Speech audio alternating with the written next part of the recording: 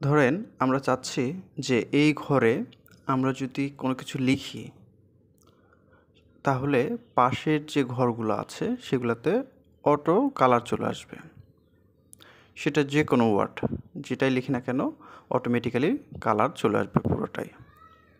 আবার এখানে যদি আমি ওকে লিখি সেক্ষেত্রে আবার সবগুলা ঘরেই অটোমেটিক্যালি সাদা হয়ে যাবে। দেখেন ওকে লিখলে অটোমেটিক্যালি সাদা হয়ে যাচ্ছে। হ্যাঁ, আমরা এইটা কিভাবে করতে পারি সেটাই দেখব। আমরা যতটুকু প্রয়োজন যতটুকু কালার করব বা প্রয়োজন সেটা সিলেক্ট করে এই যে কন্ডিশনাল ফরম্যাটিংয়ে যাব, গিয়ে নিউ রোলে গিয়ে use a formula to determine which cells to format এখানে যাব।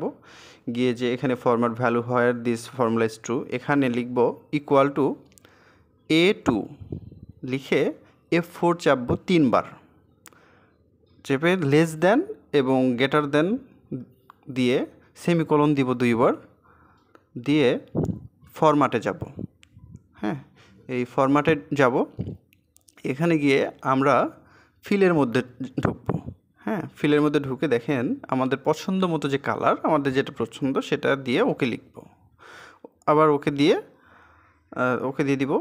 এখন দেখেন আমরা যেটাই লিখব না কেন সেটা পেন্ডিং হোক বা যে কোনো ওয়ার্ড আমাদের এখানে অটোমেটিক্যালি এটা কালার হয়ে যাচ্ছে। হ্যাঁ, কারণ আমরা চাচ্ছি যে এখানে আমরা যদি ওকে লিখি তাহলে এই পাশের যে ঘরগুলো আছে সেগুলো সাদা হবে। তো এটা কীভাবে করব? আবার সিলেক্ট করে কন্ডিশনাল ফরম্যাটে গিয়ে আবার নিউ রুলে যাব।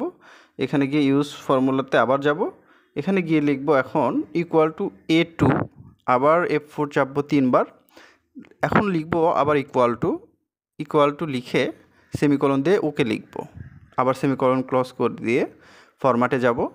ফরম্যাটে গিয়ে সাদা করে দিব, সাদা কালার সিলেক্ট করব, করে ওকে লিখব। হ্যাঁ, এখন দেখেন আমি যদি এখানে ওকে লিখি অটোমেটিক্যালি পুরো ঘরটাই সাদা হয়ে যাচ্ছে। এবং আমি যদি অন্য কোনো ওয়ার্ড ওকে ব্যতীত অন্য কোনো ওয়ার্ড যে কোনো ওয়ার্ড যদি আমি লিখি তাহলে এখানে আমরা যে কালারটা চাইছি বা দিয়েছি এই কালারটা চলে আসতেছে। দেখেন আমি যে কোনো ওয়ার্ড সেটা টেক্সট হইতে পারে, ওয়ার্ড হইতে পারে, যে কোনো। হ্যাঁ, পেন্ডিং বা 1 2 3 4 যেটাই লিখি না কেন কালার হয়ে যাচ্ছে এবং ওকে লিখলে সেটা অটোমেটিক্যালি